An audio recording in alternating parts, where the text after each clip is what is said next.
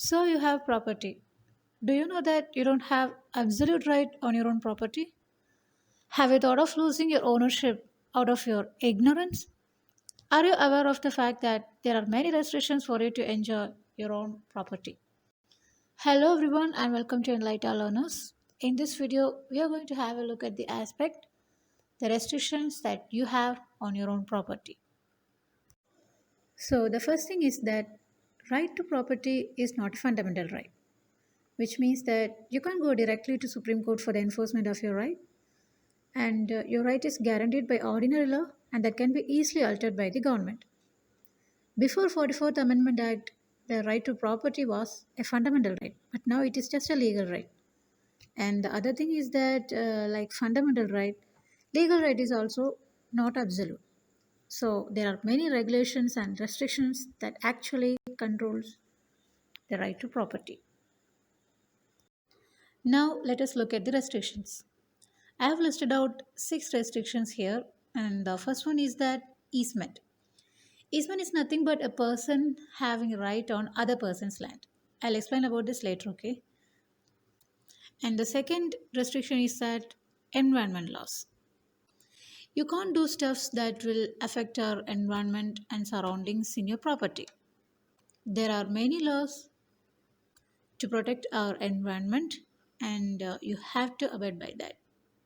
The third restriction is that eminent domain. Eminent domain is the power of government to acquire your property. The fourth restriction is that tenancy.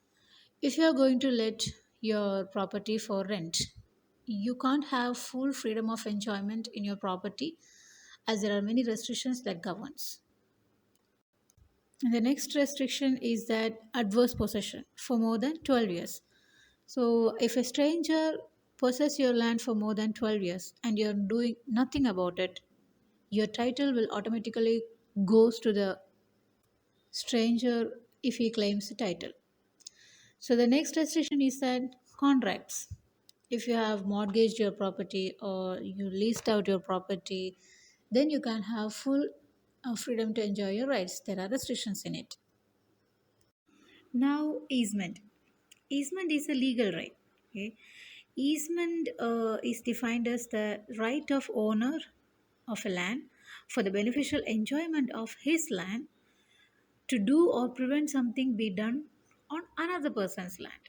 Okay, so in this illustration you can see a person, he's asking that a way for him to walk into other person's land.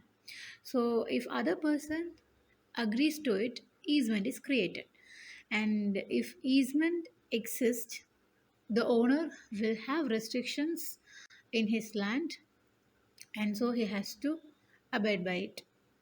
Easement is created by necessity, by grant, by tradition, and by prescription. Once an easement is created, and if the easement prevails, the owner of a land has to uh, carefully follow the rules and regulations to avoid any major confrontations in the future. So, easement is that a owner having a right, okay, owner of one land, okay. Let's consider A and B. A is the owner of one land, okay, and B is the owner of other land. So A, for the beneficial enjoyment of his land, asking the B to do something. That is easement. The concept of eminent domain indicates that the government having absolute power over all the land within its territory. In India, we call it as compulsory acquisition. Okay, so the government have a right and power to acquire any land in the country for the public good. Okay, so if the government is going to acquire a personal land, the government has to provide a just compensation or a fair compensation. Okay, so this doctrine of eminent domain is actually a major restriction on the right to property. Until now, I have explained about the restrictions on your property. Now I'm going to talk about the precautions that you have to take care of before purchasing a property. First thing is that title of property. You must investigate that if the title of property is disputed or not. So if you're going to purchase a property, the seller must be the owner. Or if you're going to purchase a property from an agent, you have to look at the title too.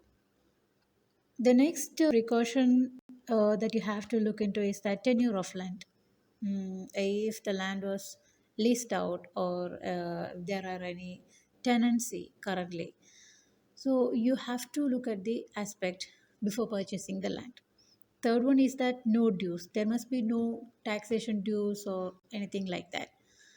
And fourth one is that to check that whether there are any disputes or proceedings on the property. That's all for today. Thank you so much for watching. Please subscribe my channel and stay tuned for more videos like this.